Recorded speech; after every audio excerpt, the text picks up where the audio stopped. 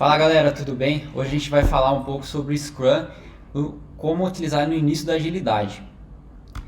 Bom, quem sou eu? Meu nome é Felipe Traina, hoje eu sou o CEO e co-founder da Sales Time e fui convidado pela Easy Devs para falar um pouco e compartilhar esse conhecimento com vocês.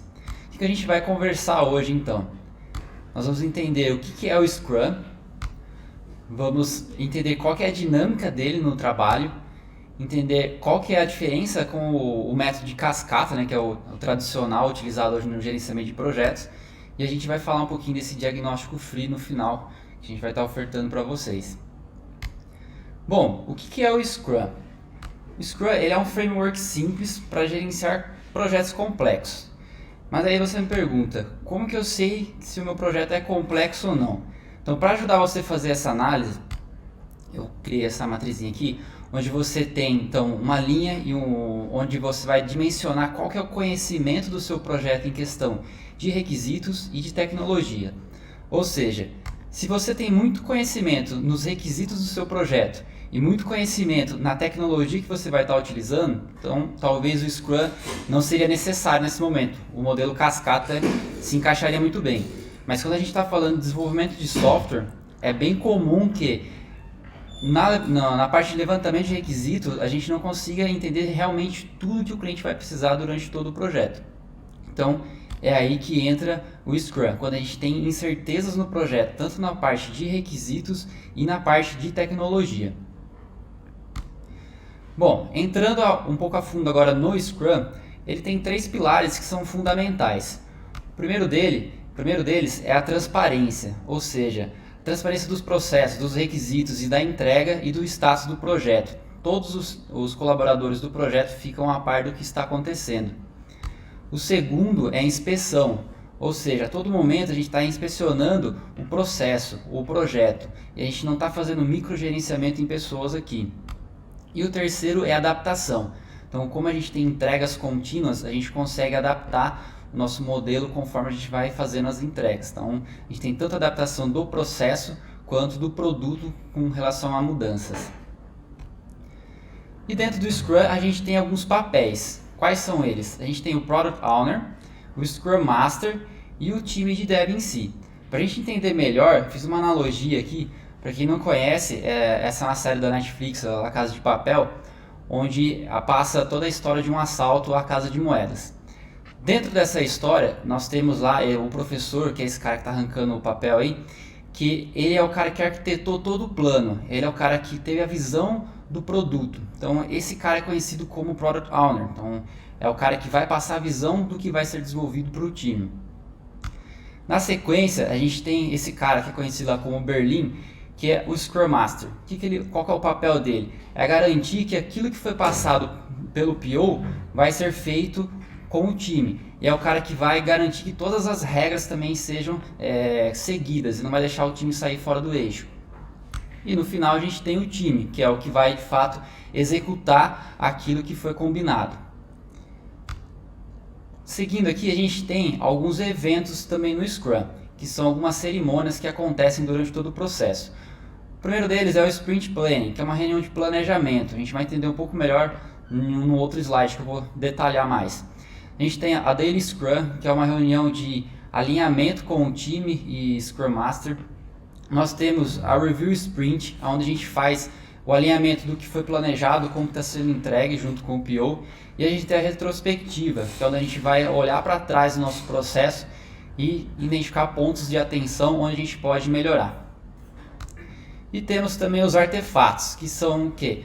Project Backlog, que é uma lista de funcionalidades de acordo com a visão do PO. Nós temos o Sprint Backlog, que é a lista priorizada daquele backlog, o que a gente vai trabalhar. E temos o incremento, que é a entrega, né? Então, toda final de sprint a gente está entregando alguma coisa e a gente está aumentando o valor daquele produto. Só que como é que funciona então a dinâmica do Scrum no dia a dia? Então, a gente identificou ali os papéis, as cerimônias, os artefatos que existem. Para entender melhor como ela acontece de fato, a gente vai começar então pela visão do produto. O PO, como eu disse lá em cima, ele é o cara que tem a visão, a regra de negócio, é o dono daquele produto. Qual que é a função dele? Arquitetar toda aquela visão dele de forma que a gente consiga passar em funcionalidades para a equipe. Então ele vai transformar aquela visão em uma lista de funcionalidades, que é o que a gente chamou ali de Product Backlog. Só que acontece, muitas vezes o PO pode acabar caindo naquela armadilha de fazer coisas que não realmente estão entregando valor para o cliente. Então, nessa fase, a gente envolve o Scrum Master para ajudar ele a priorizar aquela lista de funcionalidades. E para ajudar nessa priorização, a gente pode usar esse framework, conhecido como Moscow. O que ele faz? Então, ele é separado em 4 categorias. A primeira é o Must Have, que seria todas as funcionalidades que o meu produto deve ter. Ou seja, eu não consigo lançar o produto se eu não tiver essas funcionalidades. Então, aqui já é a prioridade número 1. Depois a gente tem o should have, que são aquelas funcionalidades que a gente deveria ter, mas a gente consegue lançar em um outro momento, não precisa ser na primeira versão. Na sequência a gente tem o could have, que são aquelas coisas mais que vão enfeitar o produto, não vão agregar tanto valor para o cliente, então não tem necessidade de priorizar isso nesse momento. E temos, como todo software, aqueles itens, né, que seria o want have, que não tem necessidade de ter no produto. Às vezes o cara estava animado ali e acabou colocando, mas de fato não vai entregar valor para o cliente. Então o PO e o Scrum Master têm o papel de fazer essa priorização. Por quê? Depois a gente vai juntar o time e é onde a gente vai passar essa demanda para o time. Então nessa imagem a gente vai entender melhor agora como é a dinâmica. Como eu disse, tudo começa lá no Product Backlog. Então o PO teve a visão e com isso ele fez a lista de funcionalidades.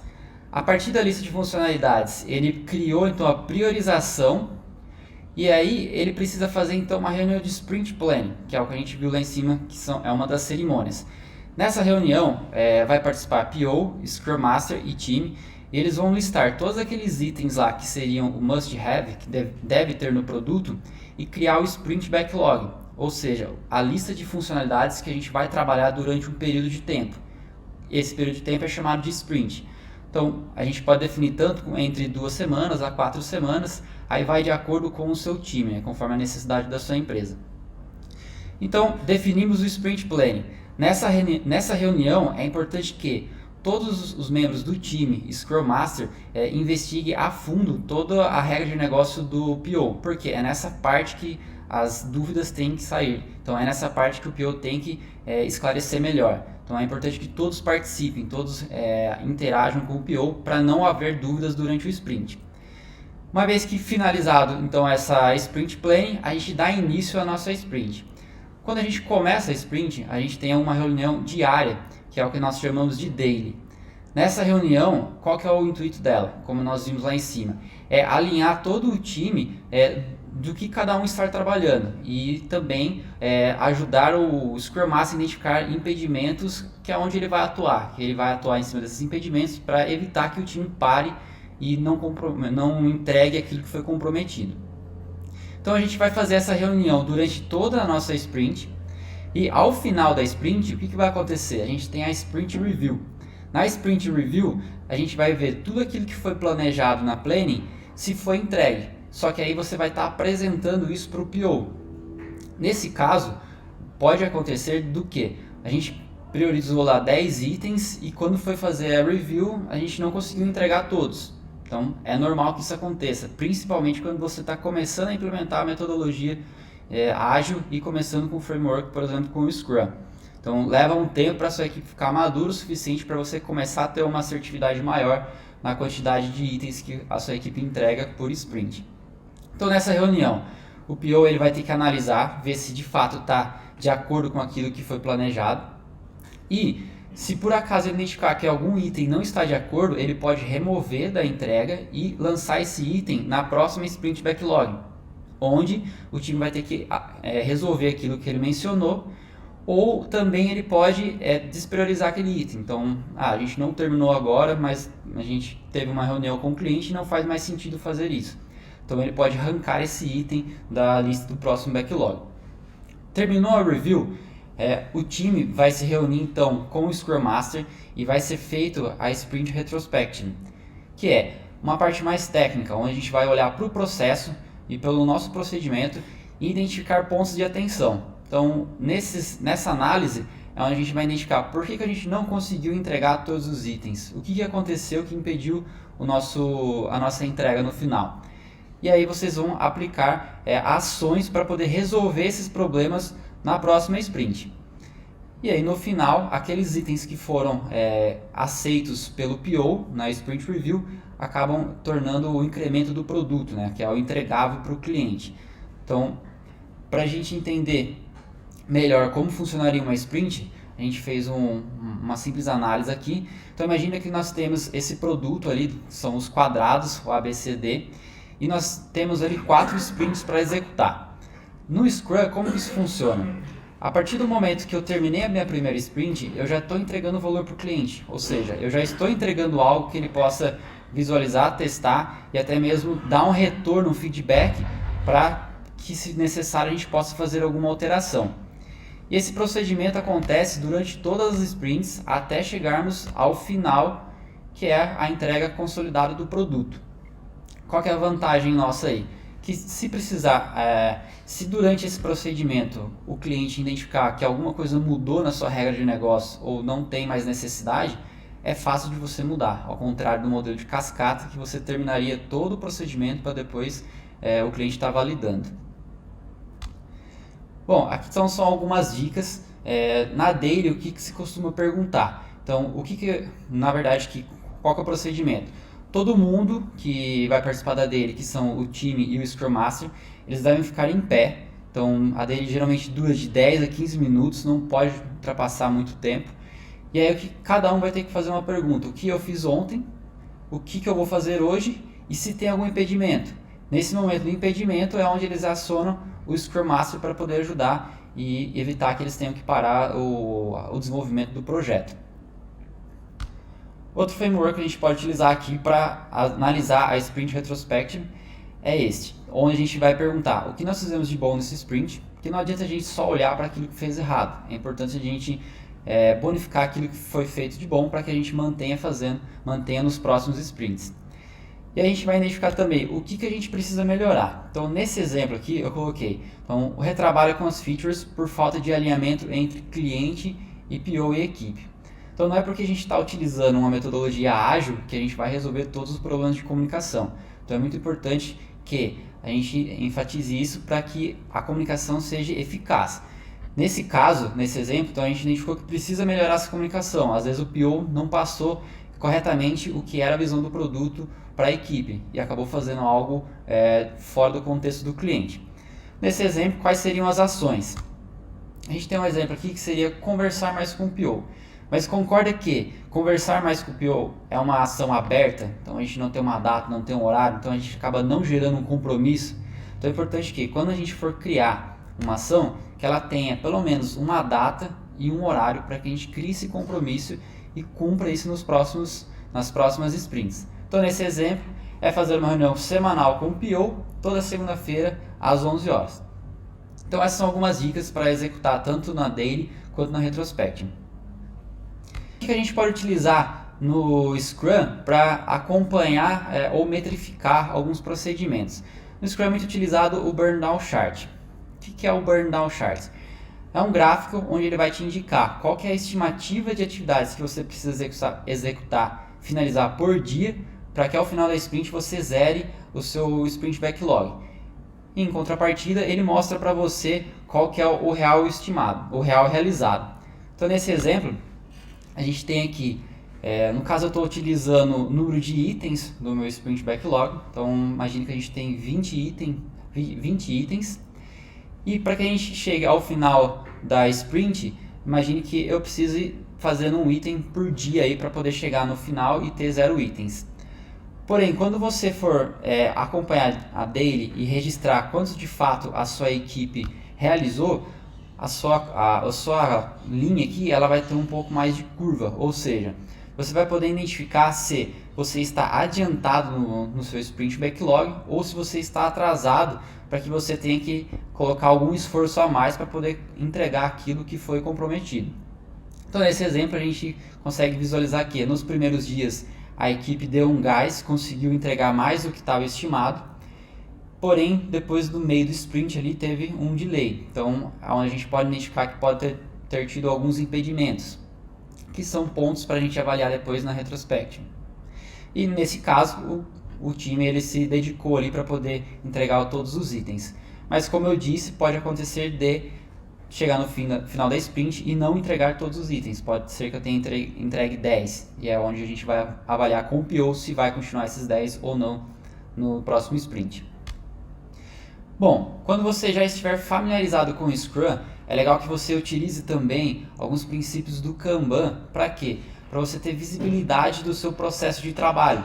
Então, o Scrum vai te ajudar ali com algumas dinâmicas e algumas cerimônias, pois o Kanban vai dar visibilidade onde é que está cada item de trabalho. Então, você vai conseguir visualizar, por exemplo, aqueles itens que estão em desenvolvimento nesse momento, os que já foram finalizados e aqueles que ainda estão para serem feitos.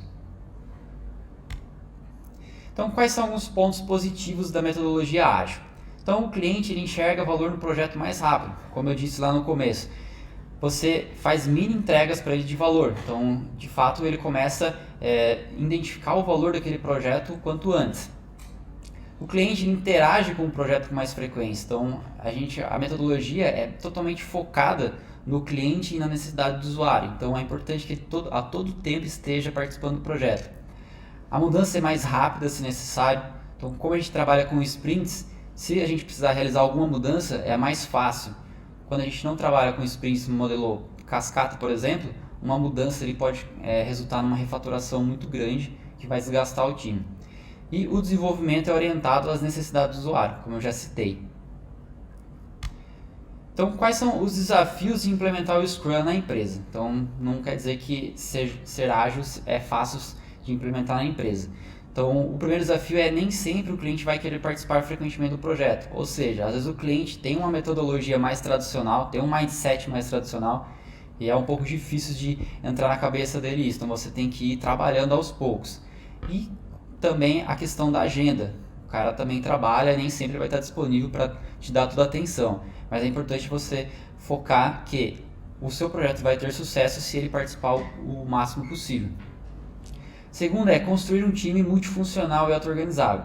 O Scrum ele possui um time multifuncional, um time que se responsabiliza pelo projeto, um time que tem todas as funções necessárias para fazer aquilo acontecer. Então, às vezes, no início é difícil você arquitetar esse time. Manter um time dedicado a um único projeto, principalmente nas empresas que estão começando, que às vezes uma equipe atua em vários projetos, isso pode comprometer os entregáveis daquele produto, né? O incremento. Porque quando você está trabalhando em vários projetos, você não vai ter uma sequência clara de evolução de um produto, porque você está entregando um pouco de cada um.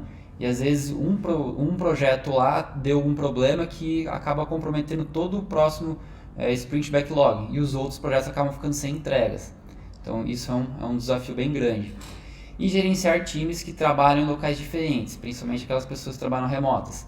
É um outro desafio para quem está trabalhando com o Scrum, principalmente para fazer as dailies, bater os horários e até mesmo fazer as outras reuniões de planning, review e retrospective. Bom, a gente falou sobre o Scrum, a gente entrou sobre alguns fundamentos e qual é a dinâmica dele. Agora a gente vai entender um pouco do cascata, só para a gente fazer essa relação. No modelo de cascata, quando você vai desenvolver um projeto, geralmente você tem que documentar todos os requisitos. Então, nessa fase é exigido um esforço enorme para você sentar com o cliente, entender tudo que vai acontecer no projeto. Depois você precisa desenhar aquilo, como a gente vai passar para a equipe estar executando esse projeto, que depois, consequentemente, entra na parte de execução. Finalizando a execução do projeto, a gente tem a fase de testes, onde uma equipe de teste vai ficar responsável por testar tudo aquilo que foi desenvolvido. E temos um gap ali para fazer as correções necessárias. Qual que é o maior problema? Que depois que a gente passa por todas essas fases, é que o nosso cliente de fato vai ver o nosso produto.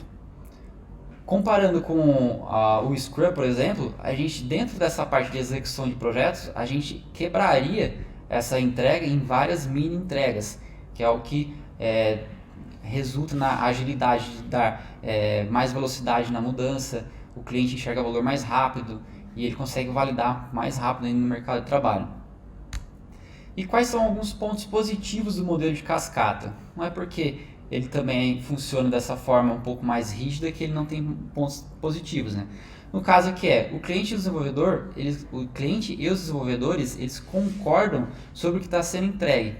Ou seja, naquela reunião de alinhamento, o que foi discutido ali é o que vai ser entregue. Então não tem mudança durante o projeto, que entra no segundo item aqui. Não tem mudança de escopo no decorrer do projeto. O que foi combinado vai ser entregue. E a presença do cliente nesse caso, ela não é estritamente necessária na fase de desenvolvimento. Ela é muito importante na fase onde você está planejando, onde você está levantando todos os requisitos e na parte da entrega. E quais são os problemas que resultam do modelo de cascata? Então é difícil você prever todas as necessidades do cliente no início do projeto. Então, por que é difícil? O mercado muda a todo momento e às vezes você não teve interação com o usuário final e que é o de fato que vai te dar o feedback realmente do que é necessário ou não para o projeto. Então é muito difícil você ter todas essas informações no começo. É bem provável que você vai ter mudanças depois da primeira entrega. É a dificuldade do usuário em entender o produto por meio de documentação, wireframes e mockups. Então existem alguns procedimentos que depois que você faz o levantamento de requisitos, você cria alguns wireframes e mockups para poder validar com o usuário. Mas a interação não é o mesmo do que se você tivesse desenvolvido de fato um MVP simples ali para poder entregar para esse usuário. As mudanças elas são lentas e aumentam a insatisfação do projeto. Por quê? Como eu disse, como a gente vai entregar o projeto completo para o cliente no final, se houver alguma mudança, como a gente já arquitetou todo o sistema, essa mudança pode resultar em grandes refatorações de código, que provavelmente vai criar insatisfação na equipe e insatisfação no cliente, porque essa refatoração às vezes pode demandar tempo e o cliente sempre quer o negócio para ontem, né? E as equipes com conhecimentos centralizados, ou seja, você tem o cara que faz o levantamento de requisitos, tem o cara que faz o desenvolvimento, o cara que faz o teste. Então as equipes ficam descentralizadas, mas o conhecimento fica centralizado em cada setor. E aí a gente chega nesse resultado, onde o desenvolvedor trabalha, o teste faz os testes com base no que foi levantado no requisito, mas de fato quando o cliente vai testar e validar isso com o mercado de trabalho, não era realmente aquilo que ele precisa fazer, não era aquilo que ele precisava entregar. Bom, para explicar melhor, dar uma ênfase maior nessa parte de comunicação, o quanto ela é importante, existe uma pesquisa do PMI que eles falam que a cada $1 bilhão investido em projetos, 135 milhões são considerados riscos. Só que o grande problema é que desses 135 milhões, cerca de 56%, que resulta em 75 milhões, são devidos à comunicação ineficaz. Ou seja, a gente está perdendo muito dinheiro por falta de comunicação entre cliente, PO, time ou gerente de projeto, que seja. E o que isso resulta? Quer dizer que a gente pode potencializar ainda mais os nossos ganhos se a gente melhorar a nossa comunicação. E nessa mesma pesquisa, eles avaliaram também os projetos que tiveram sucesso através da comunicação eficaz. Então, 80% dos projetos que tiveram uma comunicação efetiva, eles conseguiram atingir os objetivos originais, eles conseguiram terminar no tempo previsto e também dentro do orçamento estipulado lá no início. Então, por isso é importante a gente ter essa comunicação bem alinhada entre cliente, PO ou gestor de projetos e o time de desenvolvimento. Quais são as principais diferenças então entre o Scrum e o Cascata? Se a gente for analisar processo de desenvolvimento, no Scrum o projeto ele é particionado por lotes entregáveis que serão executados em sprints. No Cascata o processo é dividido em diferentes fases com uma única entrega, como a gente viu nos exemplos. Qual que é a flexibilidade de escopo? No Scrum a gente permite que o escopo seja alterado por meio das interações na sprint. Como eu disse, na primeira sprint a gente identificou que precisa alterar alguma informação ou precisa acrescentar algo que não estava no escopo, isso é possível. Já no Cascata não. Então o que foi combinado no levantamento dos requisitos deve ser feito. E na parte de testes. No Scrum a gente tem testes sendo feitos a toda sprint, todo final de sprint. Então todo final de sprint o teste vai ser feito ou por algum responsável ou pelo PO. No caso do cascata, o teste tem uma fase específica dentro do processo da construção do projeto. E, ao final aqui na participação do cliente, nós temos no Scrum que a participação dele é efetiva durante todo o projeto. Como a gente viu, todo final de sprint é interessante que a gente valide com o cliente, entregue para ele e veja se aquilo faz sentido e tem esse feedback. No cascata isso já não acontece com tanta frequência. Ele tem apenas uma entrega no final de todo o projeto e, se necessário, vai ser outra entrega depois de ele validar e ver que precisa fazer várias mudanças e vai entrar no mesmo processo novamente.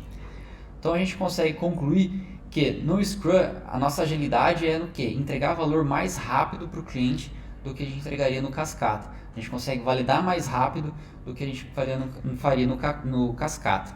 E isso resulta naquela comunicação eficaz.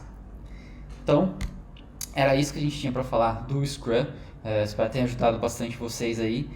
E a gente sabe que implementar o Scrum na teoria e passar para a prática às vezes é um pouco difícil. Por isso a gente se comprometeu aqui em ajudar vocês com um diagnóstico free. Então a gente vai disponibilizar um link, uma landing page onde vocês vão poder fazer um cadastro, onde a gente vai entrar em contato com vocês para a gente poder marcar uma agenda, onde a gente vai fazer um bate-papo aí para poder avaliar o processo de desenvolvimento de vocês e orientar no que vocês podem estar fazendo para melhorar e implementando o Scrum aos poucos no dia a dia. Beleza? Então, obrigado. E também não esqueçam de curtir a página da Easy, marcar o sininho para vocês receberem as notificações e compartilha com seus amigos, com professores, com quem vocês trabalhem aí, para a gente trocar ideias e disseminar conhecimento. Beleza? Então, abraços.